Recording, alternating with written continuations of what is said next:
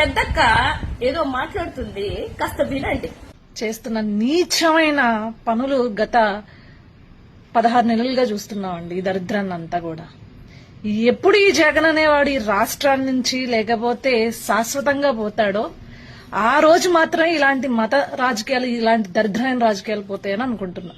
ఈ 18 నెలల కాలంలో ఒక పోరాటంలో గాని, ఒక మీటింగ్ లో గాని ఎక్కడో చూడలేదు నేను. ఇప్పుడేదో వచ్చి జగన్మోహన్ రెడ్డి గారి కోసం నోరు అడ్డు అదుపు లేకుండా మాట్లాడుతున్నాం. కాస్త జగన్మోహన్ రెడ్డి గారి కోసం మాట్లాడేటప్పుడు ఒళ్ళు నోరు దగ్గర పెట్టుకుని మాట్లాడు.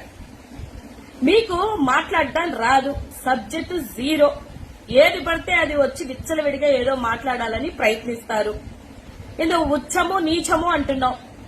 చాలా కామెడీగా ఉంది. నీ నోట్లో నుంచి ఉచ్చం నీచం వింటుంటే, నువ్వు వచ్చి నీతి సూక్తులు చెప్తుంటే చాలా ఆశ్చర్యంగా ఉంది.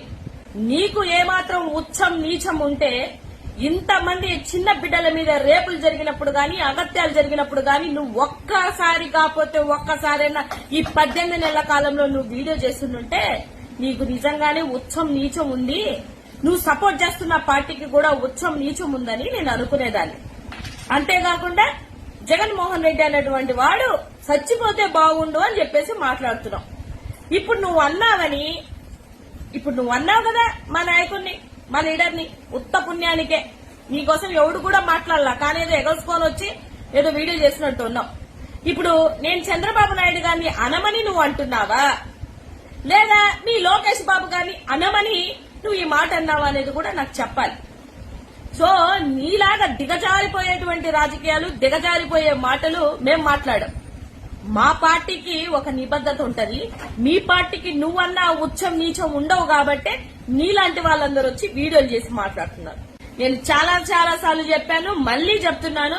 జగన్మోహన్ రెడ్డి గారిని గాని, భారతమ్మని గాని మీరు ఉచ్చరించేటప్పుడు జాగ్రత్తగా మాట్లాడకుండా నోటికి ఏదొస్తే అది మాట్లాడారు అని అంటే 1,32,00,000 మంది మనోభావాలని దెబ్బతీస్తున్నారన్న ఒక విషయాన్ని గుర్తుపెట్టుకుని మాట్లాడి, ఈసారి మాట్లాడుతున్నప్పుడు కాస్త ఒళ్ళు నోరు దగ్గర అదుపులో పెట్టుకుని మాట్లాడమని ఈ సందర్భంగా నీకు తెలియజేస్తున్నా.